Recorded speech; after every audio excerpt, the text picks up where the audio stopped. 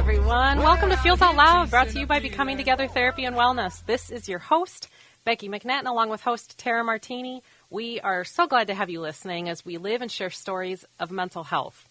Last week, we spent a lot of time talking about concepts that can leave us feeling dismissed, discarded, maybe devalued. And one thing we brought up was the importance of real listening, deep listening, Tara. So important. And it's had you and I thinking since then about how to do it, what it involves, and the impact that this has on our social and emotional wellness. It's a huge impact.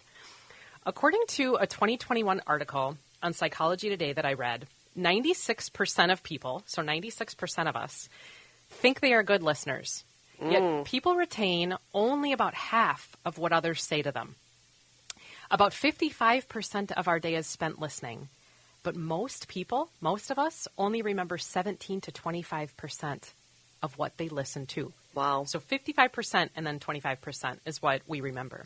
That's not a lot. It's not. We retain about half of what people are telling us as we talk to them, and then we remember only about 20% of what is shared with us during the day. Wow.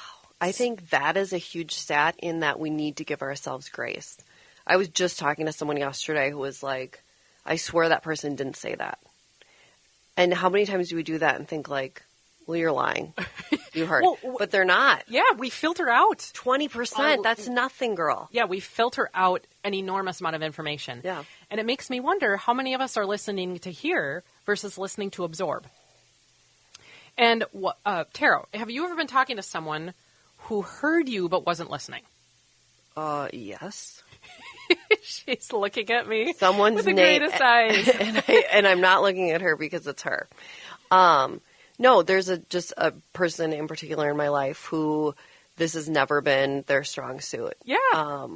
Even if they were listening, they did not convey that they were listening. Because I think what you're picking up on or conveying is listening is beyond hearing sounds. It absolutely is. To an actual integration of the words used. So we're saying listening is making meaning from it. And my guess is that you're a therapist. Do you know some effective listeners? Oh my goodness, yes. Yes, I do too.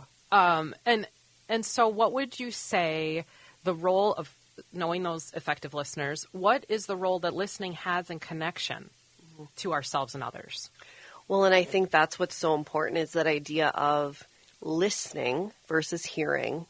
Listening is a way in which you deepen your connection with someone, right? Yeah. Hearing someone just means I heard the words coming out of your mouth, right?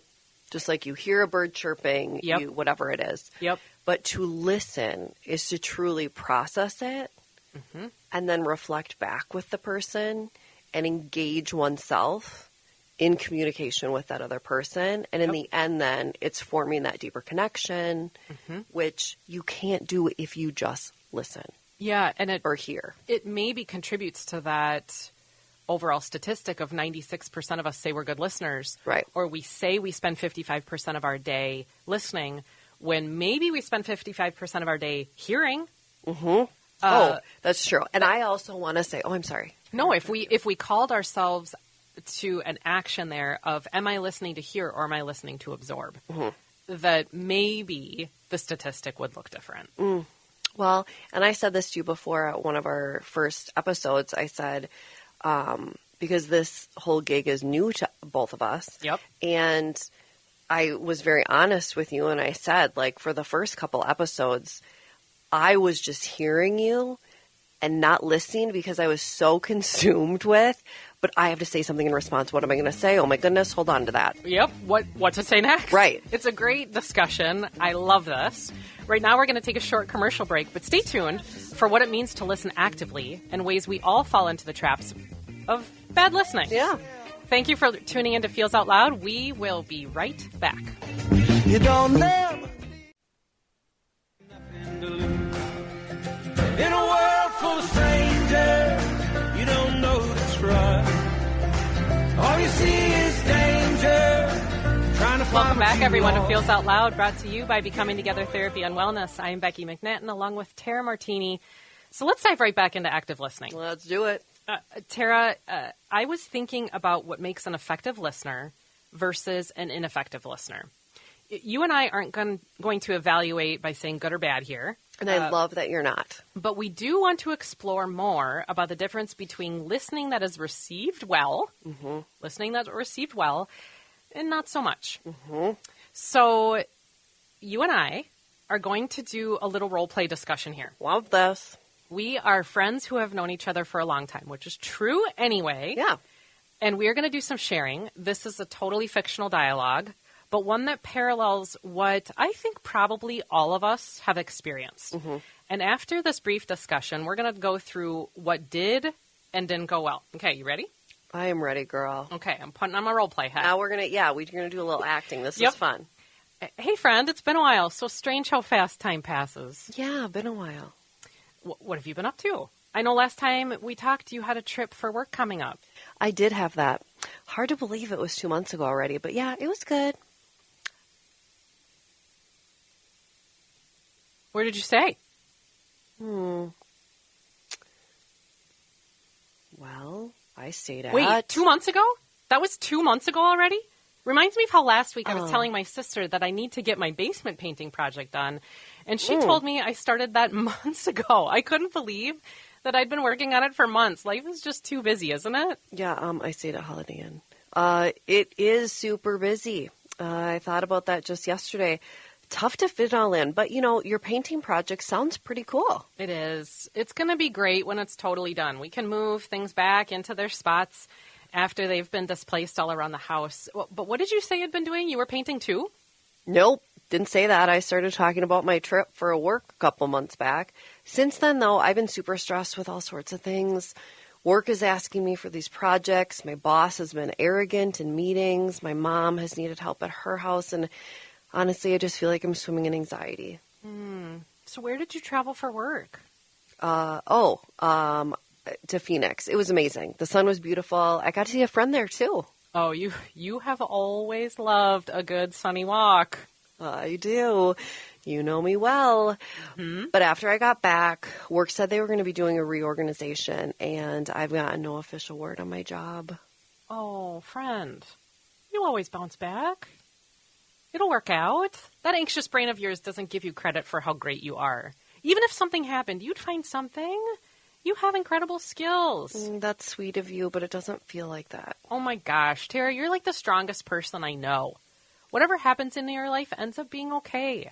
I look up to you a ton because you can handle everything. I feel like you could spin all of the plates of your life at the same time, even while you are traveling for work. Well, thank you, friend. It just makes me so anxious. You aren't anxious? You aren't anxious? Come on, you're just devaluing yourself. I think the time you spend thinking about whether or not they should keep you at your job, you're just selling yourself short. And I would really love to hear about you today and not your arrogant boss, since we haven't seen each other in so long. It makes me anxious when you get anxious. I don't like seeing you anxious. I mean, I guess you're right. That does make sense. I'm just stressed, and I don't know that... I really don't know what will impact our time together. Sorry if it did. Maybe you can tell me, I don't know, a funny story of what you've been up to recently. Of course I can. You know me and funny stories. Okay, and here we on the role play. All right, Tara, how did this feel? I mean, kind of icky. Okay, say more. It was funny. Watching your face for listeners who can't see, Tara was like almost getting mad at me as we're sitting here. I was trying really hard to get into character, but I'm getting annoyed. So fascinating because there were times I was so frustrated with you because I'm like, she's not really listening to what I'm saying. Okay. That's what I wondered. Did you feel listened to? I didn't, but at the same time, too, you would do it in a way, too, sometimes where, you'd throw all these, you'd invalidate my feelings. I'm like, I feel really anxious. Girl, no, you're not anxious. Da-da-da. And I'd be like, but you're not me. I am. Please tell me. Yeah. Don't tell me I'm not. But at the same time, you mixed in some positive affirmations and, compliments. But overall, I just felt like you were not listening. Mm-hmm. And did you shift your thought process through the discussion at all? A little bit, and I also found myself like questioning, like, wait, why did she ask that question? That wasn't even like the last thing I said, which confused me then. Yeah, so I want to go through, we're going to dissect that short little role play. Yeah. We're talking about some of the classic components of ineffective listening and how this was present in our short little role play. Can I say one thing before we go into the components? Absolutely. I love that you said it's not good or bad, it's ineffective or effective, because I think people jump on the defense and get very perturbed when someone says, like, you're not listening, where we're not saying you are bad or you are ineffective. Completely. It's that this is just a skill we all can strengthen. Absolutely. So if we look at it through that growth mindset, then think of how things could be so much better. Completely. One of the things that was present in our little role play that is a classic component of ineffective listening is interrupting. I interrupted you when I asked you where you stayed on your trip. You started to tell me, and then very sweetly in a terror-like way, you still put it in there. Yeah. But interrupting is present in all sorts of ineffective listening. What do you think about that? I completely agree, and I do it all the time. Yeah. Yes. And it's one of those where I'll have so many ideas, or I'll connect to something so well that you said that I just, like, word vomit comes out. And I'm trying to validate you, but in reality, I'm invalidating you. Yes. Well, you're kind of highlighting another topic that interruption goes along with, and that's distraction. That you have so many things in your brain that you're maybe not focused on what I'm saying. I remember a friend once asking me a question about a huge life moment for me. We were at this restaurant, and she kept staring out the window at this couple. It wasn't you. Who was clearly having an argument with each other on the patio. And she would come back to the discussion with me and have zero clue what I just said. So hard. I kept talking, but I certainly stopped sharing. And I want to highlight the difference there. I kept talking, but I stopped sharing. That right there is an incredible statement. There were words coming out of my mouth, but I knew she wasn't listening to me. And so you stopped sharing. And there was interruption as a portion of it. Because I could tell she was so distracted. And you bring up a fantastic iteration of distraction, and that's like what's going on in her brain. It could be an external distraction. It definitely could be an internal distraction, which sometimes leads to vague responses. One of the things that you and I were just having a conversation about as ineffective listening is making assumptions. That we rely on maybe this, I've always known you. Or the knowing someone well because you've maybe known them for a long time, and don't have yourself open to new learning. Wow. So I mentioned this in the little role play where I said, like, oh, you've always loved a good walk. I made an assumption there. I don't actually know that you still love good walks. Right, that's huge. And I didn't ask a question about it. I just did. Listening to people we don't know can lead to spaces of bias or assuming as well. Thoughts on this?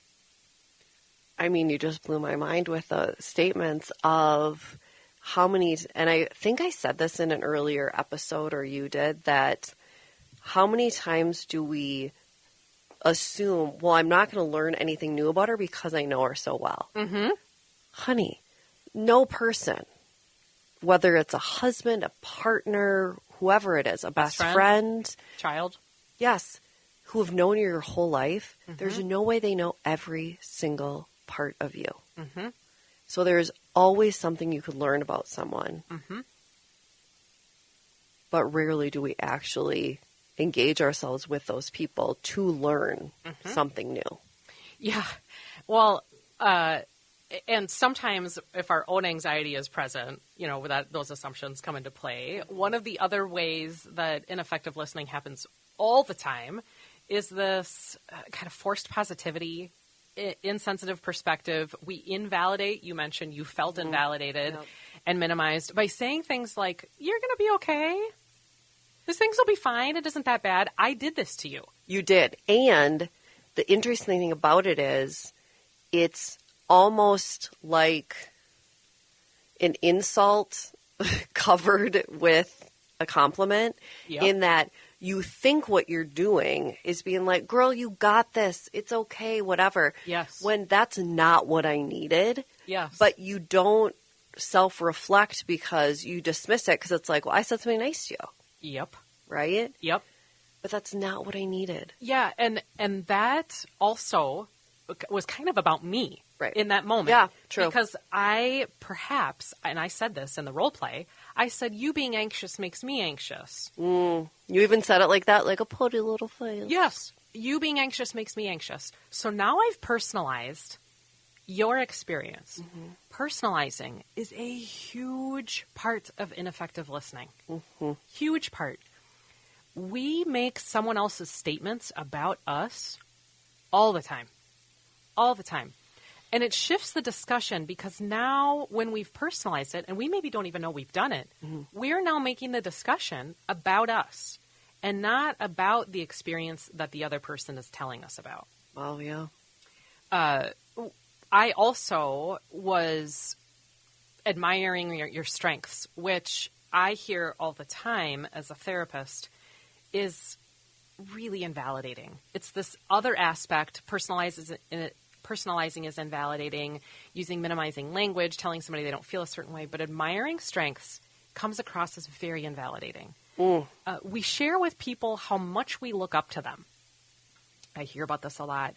And noting how strong they are in navigating particularly adversity.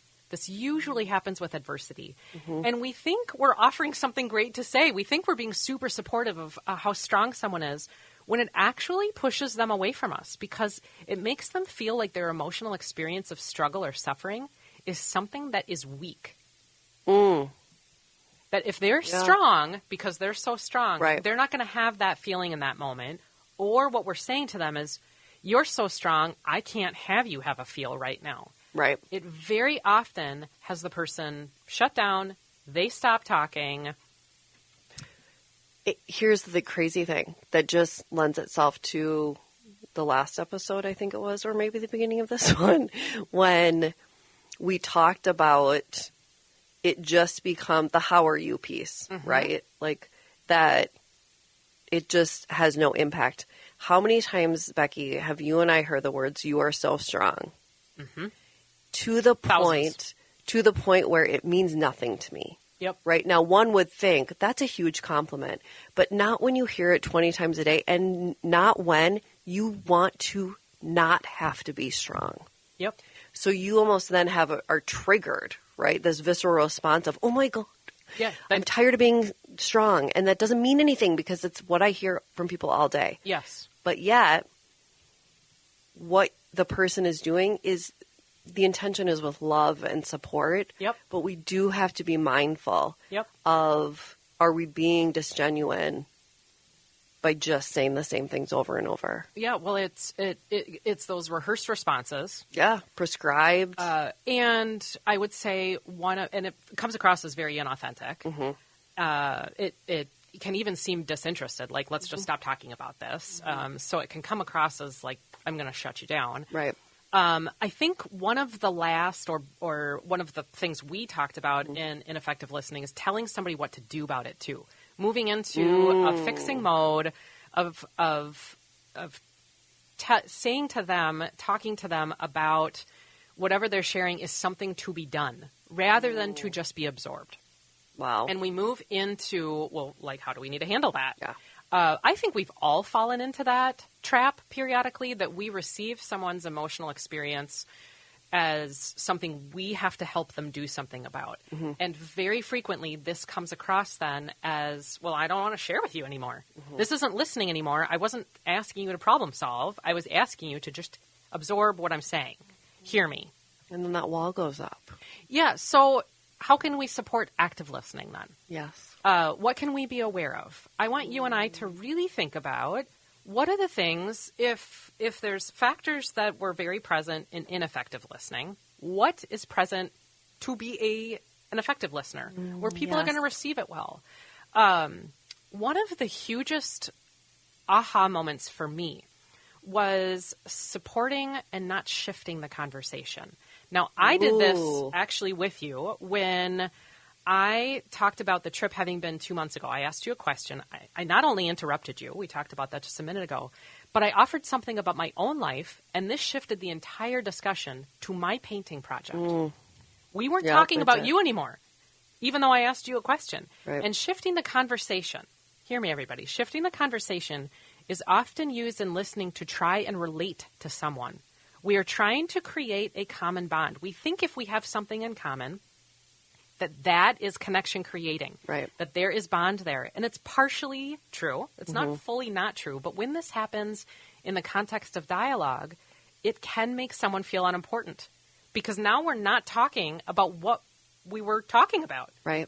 Active listening supports the current conversation and doesn't divert the topic to be about you. Right. So we need to ask ourselves things like, well, what would support the conversation and not shift it? Yeah. And almost always a self-disclosure or a commonality when we're sharing about ourselves shifts it to us. Here's the crazy thing as you're saying it. I do that all the time. Because honestly, if we're going to call ourselves out and whatever I always saw it as I'm making a connection to show you are not alone. Mm-hmm. Right? Because I have gone through that too. Yep. And now, like, literally my brain's exploding and I'm like, oh my gosh, how is this come across? But it is true because when you are, I think, naturally like a nurturer and you love connection, I've never thought of the impact that it would have other than, well, now this person doesn't feel alone. Now this person knows they have someone to talk to who's experienced that same thing. You just blew my mind, woman. And in our line of work, we often ask ourselves, is there another way to make you feel joined without sharing about me? Right. In your moment. If this is your moment, right, is there another way to make you feel joined? And there are other ways. Yeah. And so that brings me to the next point around if we are going to try to be effective listeners, listen for ideas and feelings, not just content. And that's huge because when you listen to someone, listen for meaning in what they're saying, not only the words that they're sharing. So I'm saying we might have to be aware of body language. We might have to be aware of inferred messages. Maybe we even have to be aware of what isn't being said. The sounds that someone's making. Yep. All of those things tell us about feeling and not just content that they're sharing. Such a good point. And here's what you just said is, but in order to do that, you have to be listening, not just hearing. Yes. Because you also have to process it in a short amount of time.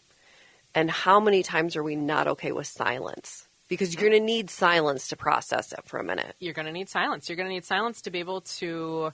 Well, first, that's going to note that you're limiting your own talking, which is also really effective in listening because you're not doing the most talking when you're listening. And we need those spaces in between something to make meaning and to infer about the context. It also would note that we're receptive and that we're bringing to the moment an intention. And I would guess that effective listeners are frequently, it doesn't mean their minds don't wander, but they're frequently bringing back their thoughts to this moment when their minds wander. And if there's something else that they find themselves thinking about, they're paying attention to that, right, and then calling themselves back to this moment. Right. Makes me think about, too, that if we're calling ourselves back to this moment, that we would be noting where our own bias is coming into play. We would be holding that tension and disagreement. It's super hard to listen to people when we don't agree with them. And we find ourselves maybe even having a reaction to it. Right. And almost like getting our response ready. Yes. For the moment they stop talking. Thinking about even what we're going to say next. To debate. Yes. What. Yes. Or refute what they're saying. Totally. And be spending the time with silence isn't necessarily just the spaces that we are not talking. Silence is the spaces of no talking. And I think sometimes we spend our own spaces of silence preparing what we're going to say, which is particularly challenging if we're talking to somebody that we are finding a reaction to. And we need to hold that as active listeners if we're going to be effective listeners. Right. Okay, so I want to try that role play again. Let's do this. We're going to do the same role play that we did at the very beginning of this segment, but we're going to recognize some of these active listening components of clarifying, of limiting talking, noting body language, even this being receptive and intentional. And then we're going to talk through that, how it went different, like what happened differently. Love it. And yeah, so audience, just pay attention to like things you notice of, think back to the answers that were given originally and how they've changed. Yep. And how that's going to deepen the connection. Okay. Hey, Tara, it's been a while. So strange how fast time passes. Yeah, it has been a while. Wait, hold up. Your face looks stressed. Is something wrong? Well, I've had a lot on my plate recently. Everything is just so busy, and my mind is honestly in 100 different places. That's a lot of places. And I can feel it as we sit here right now. Is it something you want to talk about? I mean, I guess it's hard to even find words to talk about all of it. Work is asking me for these projects. My boss has been so arrogant in the meetings. My mom has needed help at her place, and I just feel like I am swimming and maybe drowning in anxiety. Wow. That's a lot. Good thing I brought my figurative swimsuit today. I'm ready to go swimming in all the things, too. That is so sweet and adorable. Just seeing you smile at me just makes me feel better. How come? Well, because first I haven't really been smiling myself. Fair. Nor have I been around people who are smiling at me, just with work being so crazy. So that's different all by itself and feels nice. And also because your smiles make me not feel judged and just makes me feel safe. You know how I judge myself all the time. My thoughts don't stop, and I definitely like to criticize them. I love that you're offering to go swimming with me and my stuff. Always. It's just hard. I don't like sharing about me. Well, I get that. I'm glad that smiles help, and I'm super glad that you have smiled today. Tell me more about all the things. After I got back from that work trip 2 months ago, my work said they were going to be doing a reorganization, and I've got no official word on my job, girl. Oh my gosh, no word on your job? That's heavy. And it's been 2 months of it all? How have you been coping with the unknowns there? I try not to think about it, except it's like all I think about. Well, yeah. That and all the other things going on, and I sleep all the time. I've been trying to save everything I can.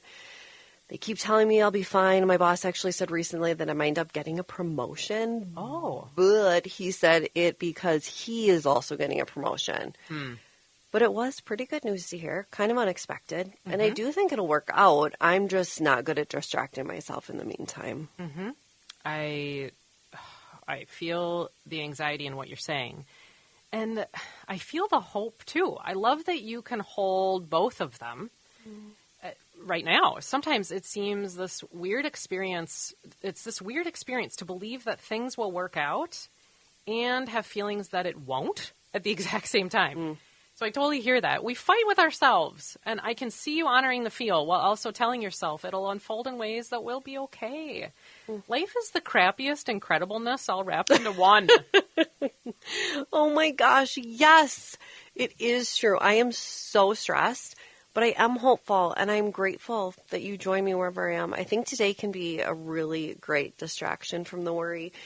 Maybe you can tell me a fun story of what you've been up to recently. Of course I can. And herein ends the role play, Tara. Okay, so that was really different. What felt different about this one to you? You repeated and expanded on things that I did say. So I felt heard. And Kind of paraphrase back to you. Yes. Okay. In a way that you didn't necessarily bring up new information sometimes, but adjusted in a way where I'm like, wow, she really heard me. Yeah. You stayed on topic. And if you brought anything new into it, it was about, a similar thing. You definitely did not invalidate, by minimizing or bringing in a ton about you. But But it was more when you talked about yourself, it was the role you play within our friendship. Yeah. And how you can be that support. Yep. I never felt frustrated. Well, you looked really different from the first time that we were role-playing. Yes, boo. That it was, and what's so interesting about this role play is that it actually started and ended exactly the same. Yes. You still asked me to tell me about me, or to tell you about me in sharing a funny story, but you didn't ask it because you were trying to divert from the topic, like, fine, we'll just talk about you, because that seems to be what you want to do, which was the vibe that was coming across in the first iteration. That's a really of this. good point. In the second one, you asked me because you're like, you know what? Actually, what I think I need today, I've had my moment of recognizing the feel. I realize I need a distraction from it, and I need something funny right now. Right. So you still asked me, but it felt entirely different in this space. So different. So different. And you bring up such a good point of we need to share with one another what we need. Mm-hmm. Because if we don't, then we're not being authentic to ourselves. Where also this whole active listening example, it was evident that both of us were processing it. Yeah. Well, there was a lot of supporting the conversation versus not shifting it. If I go back to some of those active listening things, I asked you to say more. I even said in a question, more of a statement of tell me more about that. I paid attention to you and I clarified some of the thoughts. I really also looked for feelings and not just content. Which you said before, which is so important. I looked for feelings and not just content. Which are all huge aspects of how different it felt in this last 4 minutes than in the first 4 minutes. So when we talk about if we were going to practice active listening, what would you say to our listeners on some things to try? Well, and this is the teacher in me. We need like tangible takeaways. Yeah. So if you have that we could start today. Note, like literally could start right now. Right now. So whether you want to take notes or record this or whatever, here's 7 really quick things. 1, simply restate what the person said. And if you need to almost verbatim do it, that's okay. And then that skill will grow. And then you'll be able to summarize, restate in a different way. Make I feel statements. It is a muscle. It is. It's a muscle. Absolutely, it is. When we want to help someone feel heard, we need to tell them we've absorbed it. I want to drive that home. That if someone has shared something with us, what tells them that we received it is if we can say it back to them. Yes. So restating can be a beautifully empathic paraphrase. It can be a metaphor. It doesn't have to be. It can be a you just said. Yes. Literally the words. And it's going to be awkward, people, when you first start doing it. Because you're like, why am I just repeating? The other thing, too, that I didn't include on the list is I always say there's days like I'm very distracted as a therapist. And I will say to my client, listen, if I look out the window like 25 million times during session, I hear you and I'm listening, but I'm very distracted as far as like I'm having a hard time just looking, right? Calling yourself out of like today's not, today's a hard day. With also showing that you're listening is making I feel statements. Yeah. Right? I feel whatever it is. And in response, I feel. That's taking it to a deeper level. Ask them follow-up questions and open-ended questions in response, right? If you ask a question off of the content they just shared with you, that is showing the person that you care and you're listening. If you hear a detail from it, so if something that they said causes you to say, ask about the detail. One very easy thing that I modeled in the role play is 3 words that will change your life. Tell me more. Yep. 3 words that will change your life, everybody. Yep. That is actually an open-ended statement. It serves as a question, but what we do is invite people to tell us whatever they'd like to. Yes. So if you can't really think about a follow-up question, from what was just said, say, tell me more. And it's very empowering for the person then too, because they get to pick what path they're going to take. One thing, as I've admitted, I struggle with, wait your turn, right? And again, that growth mindset of like, what we're giving these tips doesn't mean we're great at it, right? No. It's something I'm always working on, that waiting your turn. Also making sure, and this is to me one of my like most important ones, is maintaining eye contact and turning your body and yourself toward the person. Because there is nothing worse than you trying to share, like you had said to a friend, you were sharing something very important and they were looking and facing this couple that was fighting. Yeah. Look at the person. Give them the respect and the time. And that's also going to help you process how they're feeling, because you're going to notice their nonverbals. Yes, absolutely. Also, like you had said earlier, focus on the feels. Don't focus so much on the content, but that idea of work to make progress around the feelings. Well, in that first role play that you and I had, you said to me, I'm swimming in anxiety. You also said it in the second one. In the first iteration of that role play, I never responded to your mention of anxiety. Well, you didn't acknowledge it. I actually asked you about where you went. Right. Which completely discarded what you actually told me. Because what you're referencing there is focus on the feels, not the content. That people are wanting to share their emotional experience.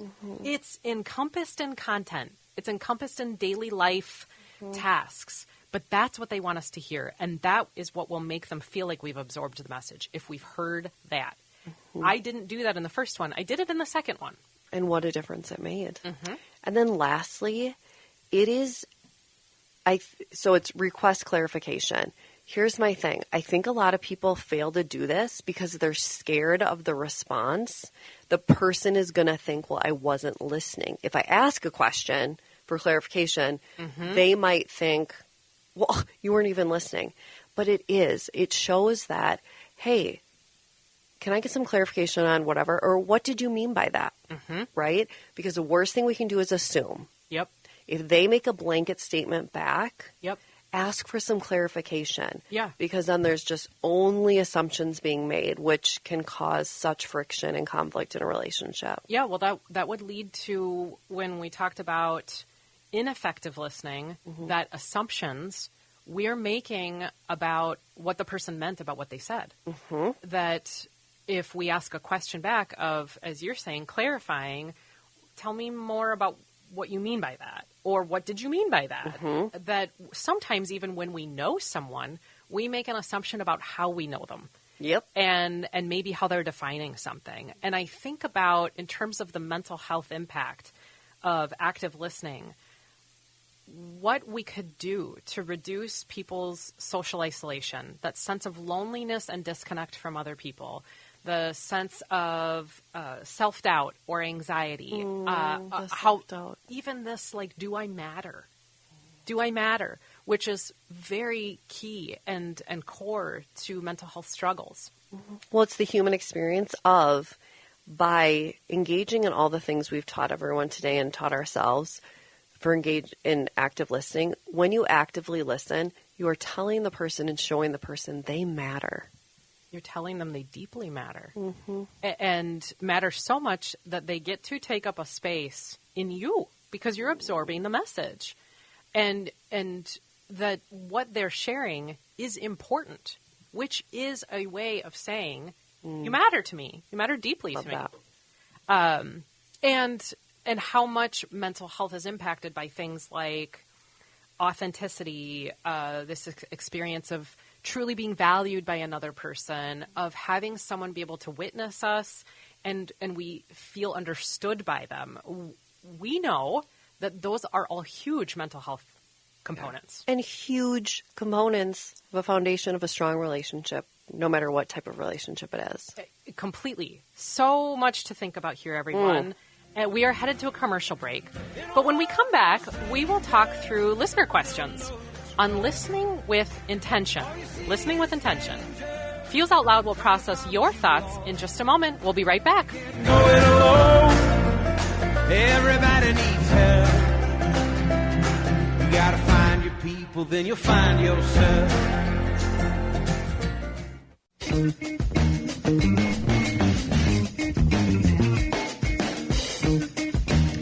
Hello, my friends. We are back again with Feels Out Loud, and this part of the show is where we talk through questions from you, our lovely listeners. If you have a question related to mental wellness, sharing feelings, or topics for the week that you'd like us to process through, please visit our website at becomingtogethermn.com and find the Feels Out Loud page to submit a question directly, or you can always email us at contact@becomingtogethermn.com.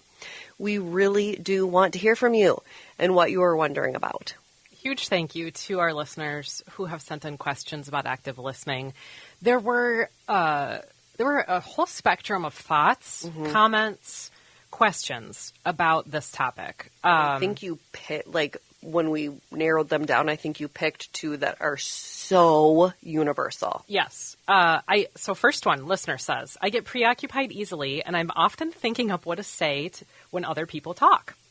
What steps can I take to try to listen more actively? So it sounds like this is a listener who does what we all do, which is partly why we chose the question. You're thinking up what you want to say as the other person's talking. Part of where my head went, and I'm interested in your response, Tara, my head went to, is this your anxiety about needing to have something to say? And is that moment about your own dysregulation that maybe needs some love, some compassion, at least a holding and a recognition of. And in terms of listening more actively, just try not speaking right away. Which goes against literally everything we as human beings are trained to do, because it's respond, validate, don't have silence. Yep. Right? And maybe a pressure to have something to say immediately that feels great, or this self-pressure probably. Yeah. It leads to actually the second question of the person that says, which could be why the first person is thinking about what to say, I hate silence in discussion. It feels awkward, is what this person said. What do? I hate silence. Feels awkward. So that could be also what first listener is talking about when they're thinking about, because they hate silence. So it could be rooted in that. Yep. And I want to say, silence is tough. It's so uncomfortable. It is so much about distress tolerance, and there is this experience of silence in a discussion can feel like time doubles itself. It's like it goes half speed. Yep. How has it only been 4 seconds? It feels like 8 minutes. And so what I would say to this person in hating silence and discussion, first, if it's awkward, own it. What do? Try silence on your own first. I think so much of our world isn't ever quiet. No. So try driving in the car in silence. Spend time at home, wherever you are, without a television on, or without music playing, without something on, where you are having to sit with whatever silence feels like for you. Right. Because it really is about distress tolerance. In those moments of holding that tension, of saying, I really don't like this, and of doing it anyway, getting yourself used to just what quiet feels like. Alone. And you may find quiet is pretty great. I'll say to my clients, just sit in the quiet. Absorb the quiet. We are so distracted as Americans and used to noise. But silence can be beautiful. And you know what? To me, silence is it's a strong relationship when you can see two people who can just sit in the quiet together. Well, and part of what you're doing, if you can frame it this way, if you can tolerate the silence and you're in a discussion with the other person, if they're not also thinking of what they're going to say next about their own experience, silence allows them to process what they might share with you.